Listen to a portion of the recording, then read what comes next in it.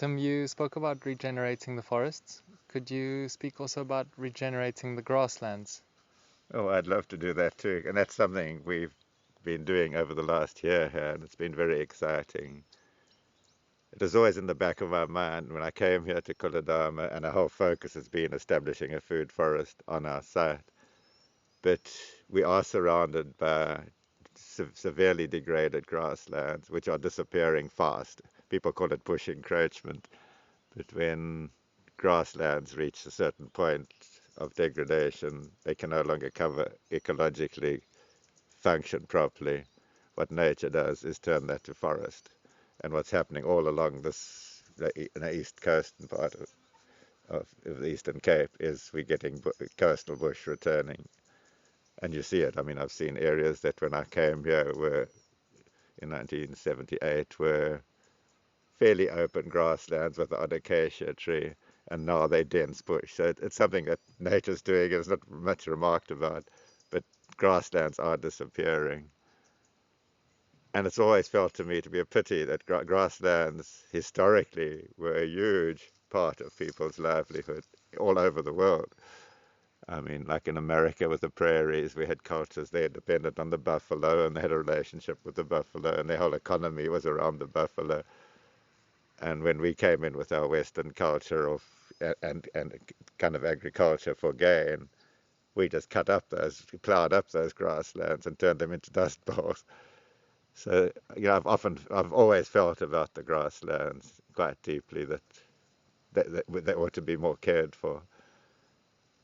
And if you look historically, when the first settlers moved into South Africa, even into the Karoo, they didn't find that semi-desert that we have today. They had vast grasslands, huge. I mean, they estimate that there was something like 200 million springbuck in the Karoo at that time when the first settlers came through.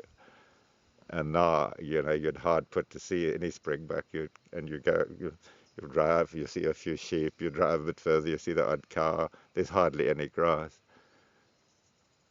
And I used to live in Hogsback, which was, the Fish River Valley was bushveld, grasslands and bush, mixed thickets and fish. And it had the biggest concentration of elephants in all of Africa before the settlers came in and decimated them and hunted them for their ivory. And the road you drive through, to get to Grahamstown from Hogsback, is Echo Pass there, which is the old elephant trail. And I always think, no, why was there not room for both us and the elephants? It's something I've felt deeply for a long time. So our design here for this piece of land was to have some open grassland surrounding us. And even when I fenced, I left some grassland between us and the bush because I wanted some open space, just both for the diversity and to make it harder for monkeys just to go from bush into our forest. And I just wanted some open space that would be a deterrent for them. But it's been 10 years before I started doing the grass, and that almost disappeared, that open strip in that 10 years. The bush has moved up to our fence. So a year ago, we got our little herd of Nguni, 6 pregnant Nguni cows, and we started on regenerating the grassland. And it must be the most exciting thing I've done in my life, literally seeing in only 1 year those grasslands starting to come back. But more than that, I spoke about the forests and the allies we have in nature. We've really sensed how these cows are willing to be our allies in restoring they can't help themselves and just eat in a way that regenerates the grassland, as domestic animals. Their ancestors, all the wild animals, these grasslands evolved under vast herds of wild animals and created these incredibly productive and diverse systems because of the way they behaved, because of the way those herds behaved, and with the influence of the predators. And some of these cows sense that. It's hard to explain, and it sounds a bit off the wall. But I mean, when they arrived, these were fairly wild cows. They'd been, grazing Cathcart and sort of bush veld there. Grass was almost finished, and they arrived here, hadn't been like herded or confined. And our idea was to graze them, to mimic what the wild animals, intense short duration grazing where they trample and manure and everything. And we didn't have the electric fence when they arrived, so Mish and Mish has never herded cows before. and yet they were willing to let us herd them and contain them into a very small area, just standing there and saying, look, stay there. And immediately the sense of we're in this together kind of developed. And when we got the fence, they go and they contain. We choose an area that think this is the right amount for the day. They will eat everything. They will flatten everything. They will manure it, and they do that willingly. But a couple of occasions we've taken the cows and a couple have got left behind, and we close the camp off and we bring in others, and we think we're going to have to open the wide. They just jump in and join the other cows, which means they could jump out anytime they want to, but they don't choose to do that. They're cooperating in grazing in a way that's benefiting the grasslands because they can feel it, but they need our help to do it, just as the wild animals needed the predators to make them behave in that way. So in a sense, we're taking the role of the predators that made wild grazing animals behave in this way, that benefited the grasslands and didn't degrade them. And that's been very exciting. What is very exciting too was 4 days after we got these cows, we saw dung beetles on the farm, which we'd never seen before. We'd occasionally had other neighbors' cows, commercial herd grazing on this farm, never any dung beetles. And when we got ours, suddenly there were dung beetles, and that manure would disappear into the ground within 4 days.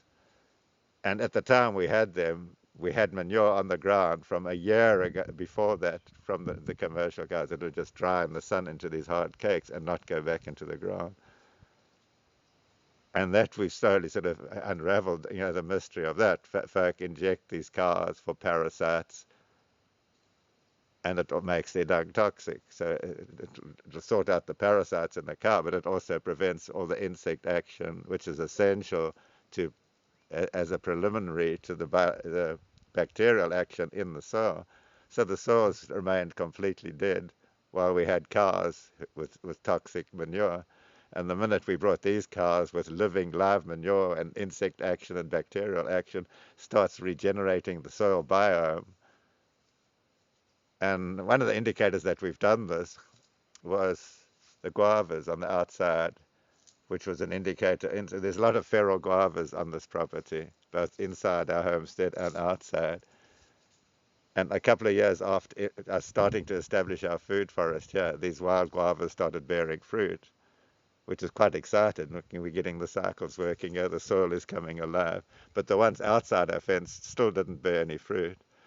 And now, after a year of having the goonies on those grasslands, those trees are also bearing fruit. So it's showing that the soil is now alive.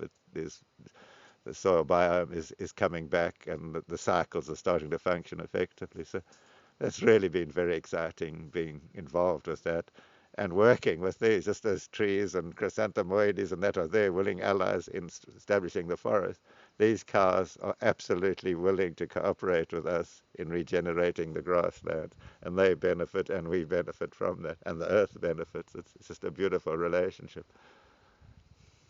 And for those that don't understand how it works in terms of forming new camps with the cows, could you explain that, how that looks, and how the wire and the electric fence, how that looks? Okay.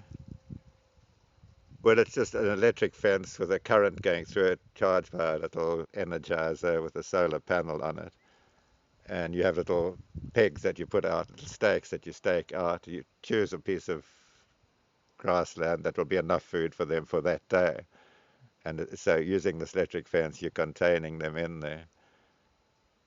And this is what we're saying. We're mimicking what happened with the wild. The wild herds didn't just scatter over and graze, slow intensity grazing, just choosing what they want and just leaving the rest. Because when they did that, they selectively weakened the most productive grasses, the more advanced grasses, until they disappeared. And so we call that plant succession. Plant succession went backwards under that regime where there's low intensity grazing.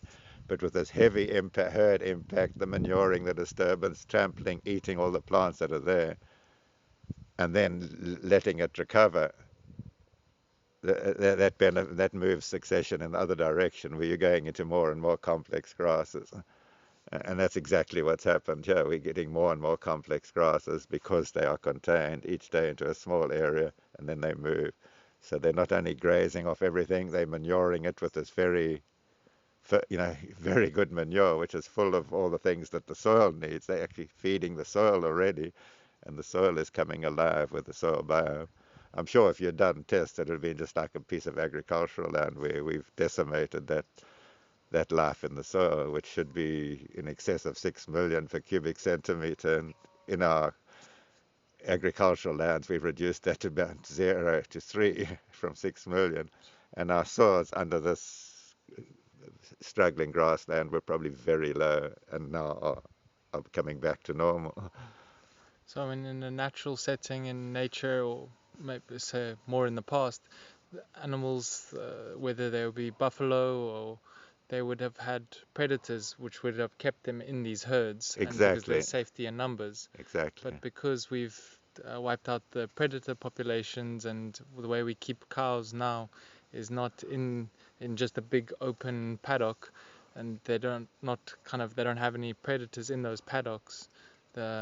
What you're doing is you're mimicking that herd impact by keeping them contained within these, like a little electric fence, Yes, which is really just a string. yes, It's really just a string yes, of electric current going, powered by, as you say, that solar yeah, power generator. yeah, And they're so happy, as yeah, you say, also yes, to be in that yeah. camp. And they've gained condition. Yeah. The herd of our neighbor, who looking after this commercial herd, looked at our calves, and he started calving in July last year. So they still, and he couldn't believe. He says, "What are you feeding these calves?" And all they've had is grass off the veld and milk from their mother, whereas all the farmers here have to make silage. They have all kinds of supplementary feed for their cows to Wow. survive, and that started on fairly bad grass. And the grass is getting good enough now for these calves to be growing faster than the commercial calves are growing with all the additives and feeds.